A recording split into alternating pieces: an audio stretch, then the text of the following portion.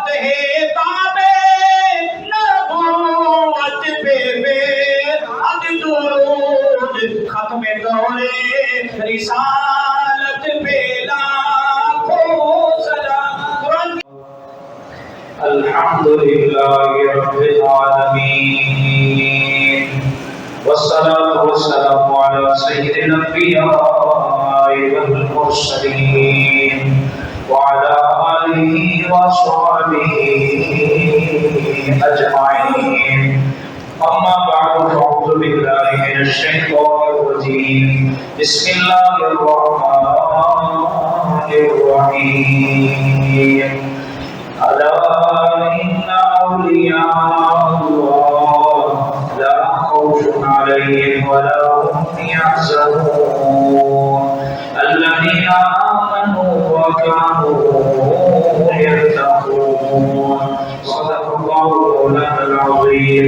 إن الله وملائكته يصلون على النبي يا أيها الذين آمنوا صلوا عليه وسلموا تسليما. اللهم صل على سيدنا ومولانا محمد وعلى آل سيدنا ومولانا محمد وبارك وسلم. اللہ تبارک و تعالیٰ کی حمد و ثنا بارگاہ رسالت امام صلی اللہ علیہ وسلم میں عطیہ درود و سلام پیش کرنے کے بعد میرے نہایت ہی واجب القدر واجب الاحترام عزیز بزرگ دوست و ساتھیو، السلام علیکم ورحمۃ اللہ وبرکاتہ.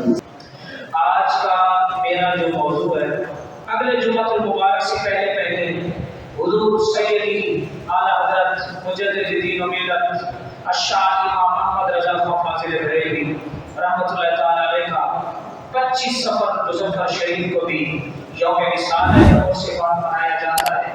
تو آپ کی ذات گرامی کا ذکر خیر بھی بطور برکت کے انشاءاللہ کریں گے. اللہ کریم کی بارگاہ میں دعا ہے وقت مقررہ میں رہتے ہوئے اللہ مجھے ان برگزیدہ ہستیوں کا ذکر خیر مکمل کرنے کے اللہ توفیق عطا فرمائے. حضور سید اعلیٰ حضرت رحمۃ اللہ تعالی علیہ مجدد دین و ملت الشاہ امام محمد رضا خان فاضل بریلوی رحمۃ اللہ تعالی علیہ اللہ اکبر آپ کی ولادت 10 شوال المکرم کو ہوئی. بمطابق 12 جون 1856 برے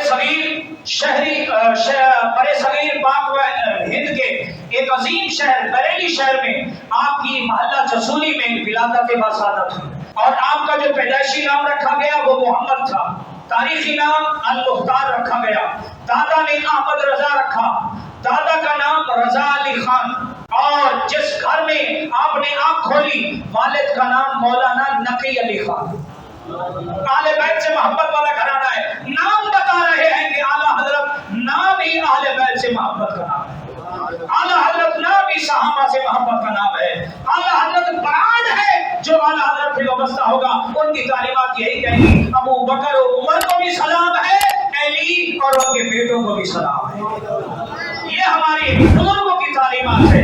ہمارا دل میں صحابہ کی محبت، اہل بیت کی نفرت، یہ ہم اہل سنت کا مشرب نہیں آنا. یہ ہمارے بزرگوں کی تعلیمات ہے. آپ کے دادا کا نام ہے رضا علی خان. آپ کے دادا کا نام کیا ہے؟ رضا علی خان. اور آپ پہلے علوم اسلاف تھے. نازلہ قرآن پاک 4 سال کی عمر میں کر لیا. 4 سال کی عمر میں جب اللہ کسی سے دین کا کام لیتا ہے تو ماں کے پیٹ سے ہی اسے سعادت مند بنا کے بھیج دیتا ہے. جب اللہ دین کا کام لینا چاہتا ہے، جب اللہ کسی کو ہدایت دیتا ہے تو اس کے اندر نیکی کا جذبہ پیدا کر دیتا ہے. لیکن آج ہم بدقسمتی سے مسلمان، بچہ ہمارا اسکول تو جا رہا ہے، باپ اس کا جو ہے وہ اس کو چھوڑنے ٹیوشن بھی جا رہا ہے کسی کے گھر میں، بی بی صاحبہ کے ہاں یا مرد کے ہاں، لیکن مدرسے میں نہیں چھوڑنے آئے.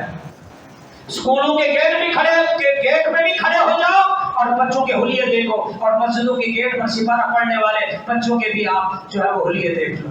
یہ مسلمانوں کی حالت ہے. حالانکہ ہمارا اسلام کہتا ہے قرآن پاک صاف لباس میں پڑھو، خوشبودار لباس میں پڑھو، بوضو ہو کر پڑھو، قبلہ رو ہو کر پڑھو، تاکہ تمہیں قرآن کی تلاوت کی بھی برکتیں آئیں اور آداب کی بھی اللہ تمہیں قرآن کے آداب کی بھی برکتیں اللہ عطا فرمائے. 4 سال کی عمر میں اعلیٰ حضرت نے ناظرہ مکمل فرما لیا اور 6 سال کی عمر میں میلاد کے موضوع پر ایسی گفتگو فرمائی کہ بڑے بڑے علماء اشعث کر اٹھے.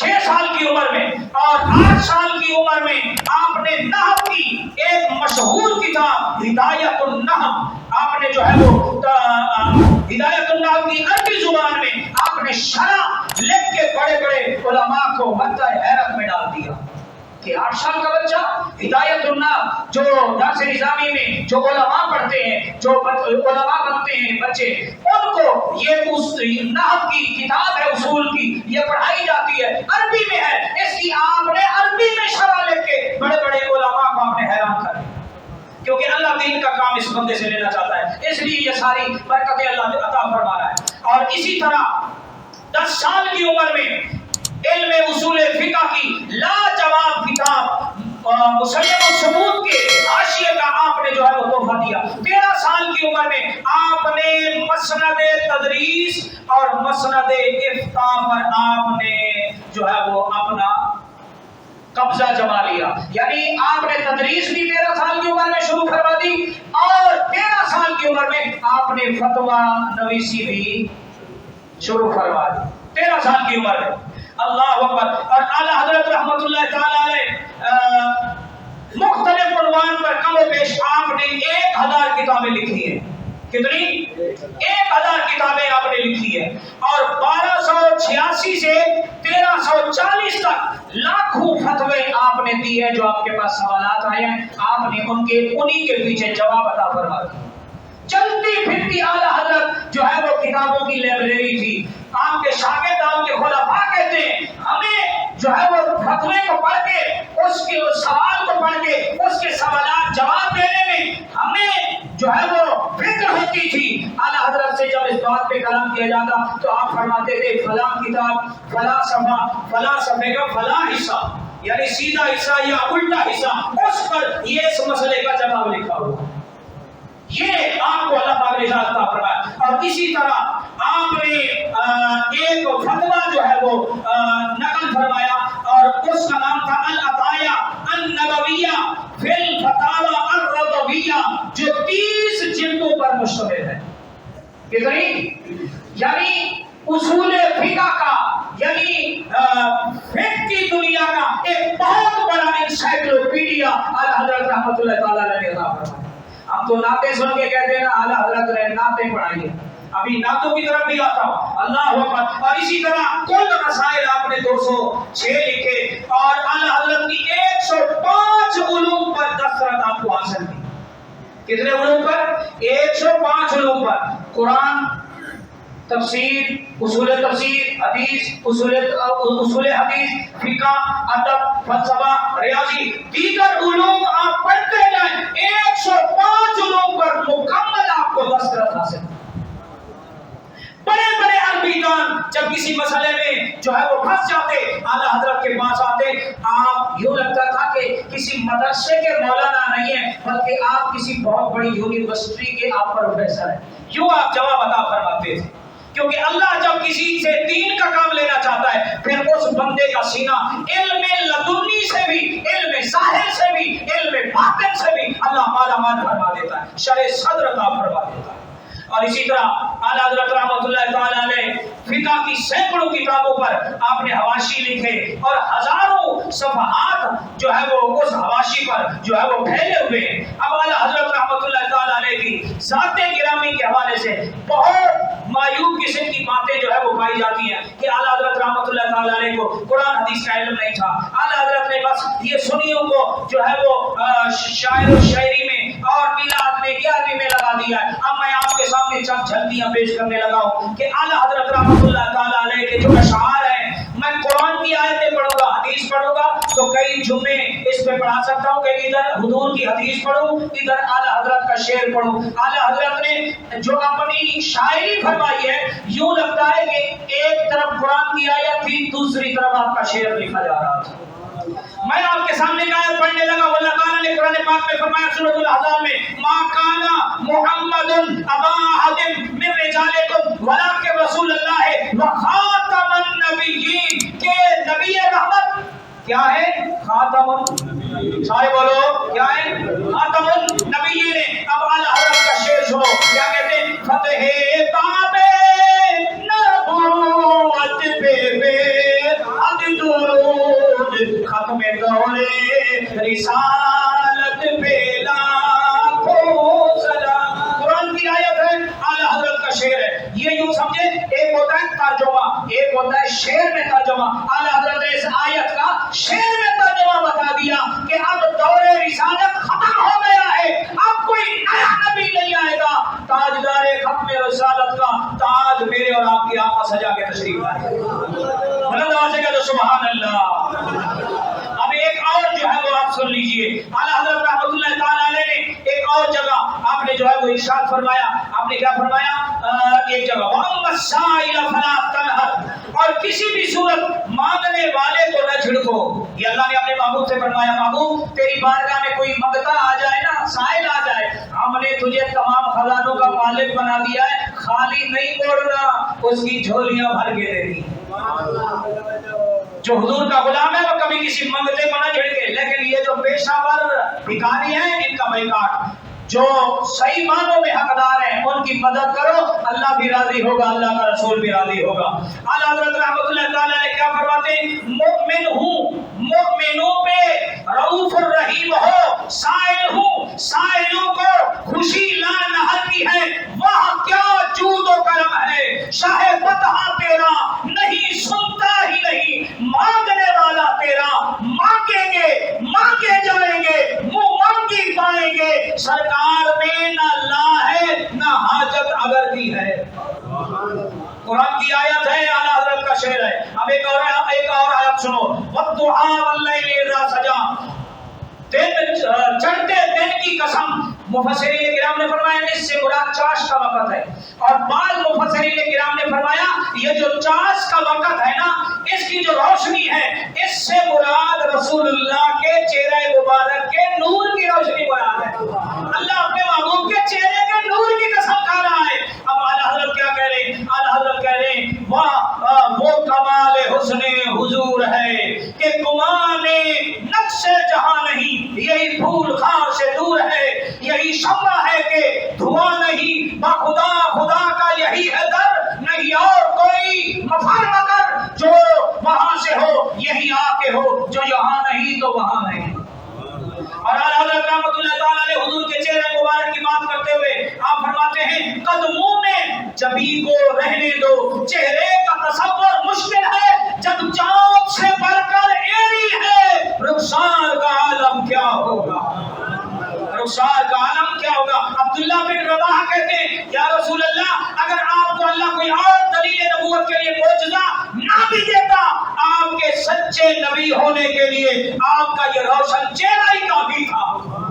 یعنی جو بھی دیکھتا تھا تک کے کہتا تھا اتنا سونے چہرے والا جھوٹا نہیں ہو سکتا, یہ واقعی اللہ کا نبی ہے.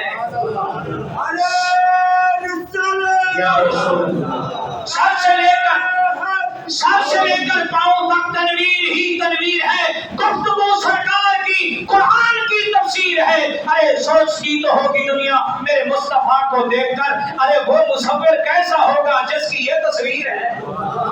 جب محمد اتنا سونا ہے تو محمد جس کا بندہ ہے وہ رب کتنا سونا ہوگا. اللہ اکبر. اسی طرح اللہ تبارک و تعالی نے قرآن پاک میں فرمایا قد جاءکم من اللہ نور وکتاب مبین, بے شک تمہارے پاس ایک نور آیا اور ایک روشن کتاب آئی. مفسرین کرام فرماتے ہیں نور سے مراد رسول پاک کی ذات گرامی ہے. کون مراد ہے؟ رسول اللہ کی ذات اقدس سے مراد ہے. آپ نور بن کے آئے, جب آپ آئے تو ہر طرف ظلمت ہی ظلمت تھی, جب آپ تشریف لائے تو عمر کو فاروق اعظم بنایا, ابو بکر کو صدیق اکبر بنایا, عثمان کو عثمان غنی بنایا, اللہ اکبر, اور علی کو شیر خدا بنایا, بلال کو کعبے کی چھت پہ چڑھایا, اللہ اکبر, ابو ہریرہ کو امیر المومنین فی الحدیث بنایا, اللہ اکبر. یہ صحابہ کو جو رتبہ ملا, یہ شان یہ عظمتیں ملی میرے آقا کی آمد کی برکت سے ملی. اعلیٰ حضرت کیا کہہ رہے؟ صبح طیبہ میں ہوئی بٹتا ہے بارہ نور کا, صدقہ لینے نور کا, آیا ہے تارا نور کا, تیری صورت کے لیے آیا ہے سورہ نور کا, یہ جو مہر و ماں پہ ہے اطلاق نور کا, تیری نسل پاک میں ہے بچہ بچہ نور کا, تو ہے نور تیرا سب گھرانا نور کا, تو ہے نور تیرا سب گھرانا نور کا. آخری جو چیز ہے وہ آپ کے सामने बयान करके इजाजत चाहता हूँ, मौजूद तो बहुत लंबा है, बस आखिरी, क्योंकि आज नमाज जनाजा भी है, जुम्मा भी वक्त पे अल्लाह करे खड़ा हो जाए। वला सौफा युतीका रब्बुका फतरदा, अल्लाह कुरान में सूरत दुहा में फरमा रहा है, महबूब अन करीब तेरा रब तुझे अपनी बारगाह से इतना देगा, इतना नवाजेगा, इतना मालामाल फरमाएगा कि तू अपने रब से राजी हो जाएगा। ये अल्लाह कुरान में कह रहा है। और आला हजरत रहमतुल्लाह ताला अलैह इस पर क्या फरमा रहे हैं? आला हजरत रहमतुल्लाह ताला अलैह इस पर फरमा रहे हैं कि खुदा की रजा चाहते हैं दो आलम, खुदा की रजा चाहते हैं दो आलम, और खुदा चाहता है रजाए मोहम्मद। कयामत के दिन सबकी नजरें अल्लाह की बारगाह में होगी और कयामत के दिन रब मुस्तफा को देख रहा होगा। सारे ये कहेंगे कि अल्लाह क्या चाहता है, और कयामत के दिन अल्लाह कहेगा महबूब बोल, अपने लब खोल, सजदे से सर उठा, मांग, जो तू मांगेगा तेरा रब तुझे अता फरमाएगा। खुश हो जाओ उम्मतियों, कयामत के दिन हजरत इब्राहीम शफाअत के लिए आगे नहीं बढ़ेंगे, हजरत रोशनी है, हजरत ईसा, हजरत मूसा, सारे कहेंगे इज़हाबू इला गैरी, इज़हाबू इला गैरी, इज़हाबू इला गैरी। लेकिन जब हम सब मिलकर सबकी बारगाह से लौट के मदीने वाले की तरफ रुख करेंगे ना, तो मदीने वाले यूं हाथ फैला के कह रहे होंगे, आना लहा, मेरे पास आओ, मैं तुम्हारी शफाअत करूंगा, मैं तुम्हारी सिफारिश करूंगा, मैं तुम्हारी मुश्किलों की बात करूंगा। अल्लाह ऊपर जब हम सब जाएंगे तो सरकार सजदा फरमा के शफाअत का सिलसिला भी शुरू होगा, मीज़ान का सिलसिला भी शुरू होगा। रब कहेगा महबूब अब तू मांगता जा, शफाअत करता जा, मैं तुझे देता जाऊंगा। जब तक सरकार की सारी उम्मत जन्नत में न चली जाए, उस वक्त तक किसी नबी की उम्मत जन्नत में नहीं जाएगी। जब तक मेरा नबी का जन्नत में न चला जाए, कोई नबी जन्नत में नहीं दाखिल होगा। मेरे दोस्तों, बाकी भी नबी थे पर मेरा भी नबी है। खुश हो, तू ऐसे नबी का उम्मती है, आया आखिर में है। हिसाब किताब सबसे पहले तेरा होगा और जन्नत में सबसे पहले तू जाएगा। इसमें तेरा या तेरे किसी मौलवी का कमाल नहीं, ये सारा जो इज्जत और अजमत मिल रही है ये रसूलुल्लाह का सदका है। नारे रिसालत।